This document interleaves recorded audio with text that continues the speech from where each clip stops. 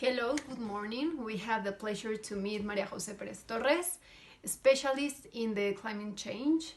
She is going to talk about the important topic related to COVID-19. Hi, María José, how are you? I'm fine, thank you for asking. You? Thank you. Let's start.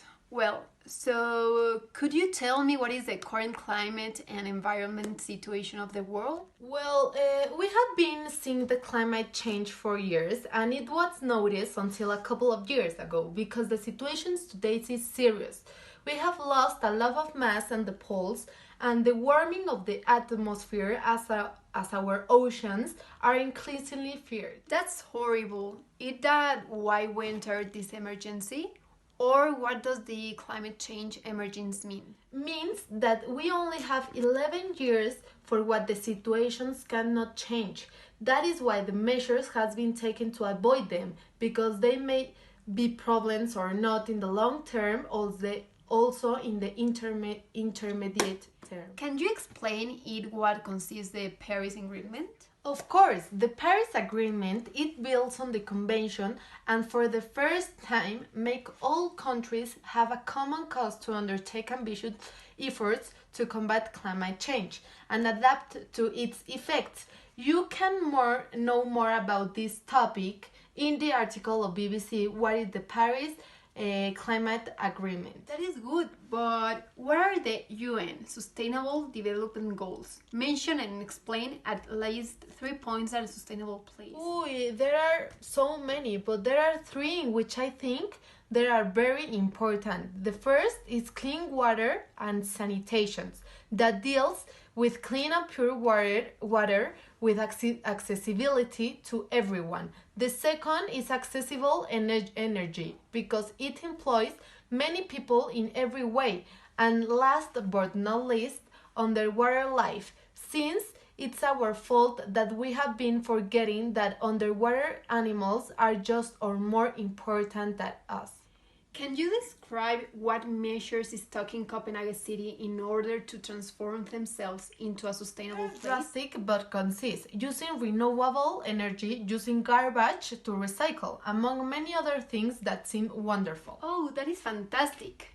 Which other cities of the world are currently transforming themselves into sustainable cities? I don't know many, but I know that some are like Bogota, Melbourne, Munich, and I don't know. In which ways does COVID-19 isolations might help to change our current climate change emergency? It's important not to mix the problems. However, for the planet, a couple of days without the human on the street is good because it detoxifies from toxic gases for contamination, among other things. That's true.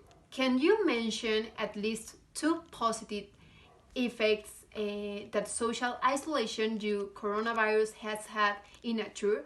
Please base your opinion on facts. The pandemic has caused animals to return to the environment where they belong. Just a healthy planet is a planet without disease, in my opinion. And another example, having a healthy planet also makes the economy different and grows in a healthy way. When we return to our normal lives, which measure of social isolation do you think must continue in order to stop climate mitigation? I think that people should go for a run, walk on the street and not use so much transportation. However, I think it's an issue that each person has to raise awareness and not use materials or segments that contaminate too much. To finish this interview, do you think that people will cooperate and pressure these type of measures in order to improve the climate situation? Well, I think so, because after realizing that a couple of months without us, the world has gradually taken shape, they will realize that they can continue living their normal lives without having to hurt the planet. Okay, that was it. Thank you very much and excellent. Thank you and have a nice day too.